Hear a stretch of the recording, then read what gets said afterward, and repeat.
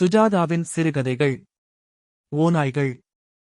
வாசிப்பது சந்தீப். சுலோசனா சின்ன வயசில் அடிக்கடி ஓநாய்கள் அவளைத் துரத்துவதாக கனவு கண்டாள். ஒவ்வொரு முறையும் தலை தெறிக்க ஓடுவாள். அவை நாக்கைத் தொங்கப் போட்டுக்கொண்டு எச்சில் வழிய துரத்தும். அவை அவளைப் பிடிப்பதற்குள் கண்விழித்து விடுவாள். வியர்வை வெள்ளத்தில் எழுந்து தண்ணீர் குடிப்பாள். ஆனால் அவள் எந்த இரவும் ஓநாய்களிடம் மாட்டிக்கொண்டதில்லை. வளர்ந்து பெரியவளாகி அவளுக்கு கல்யாணம் நடந்து முடிந்த பிறகு கனவுகள் நின்றுவிட்டன. ஒருமுறை தன் கணவனுடன் பேசிக் கொண்டிருந்தபோது அவனை உற்றுப் பார்த்தாள். என்ன பார்க்கறே சுலோசனா?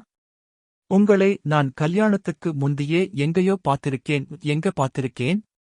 கல்யாணத்துக்கு முன்னாடி நாம சந்திச்சதே இல்லையே. எனக்கென்னவோ கனவிலேயோ எங்கேயோ உங்களைப் பார்த்தா மாதிரி இருக்கு. என்ன கனா சொல்லு? ஓநாய்களா வந்து துரத்தும். திடீர்னு முழிச்சென்றுடுவேன். என்னை அப்டின்னா ஓநாய்ங்கரையா?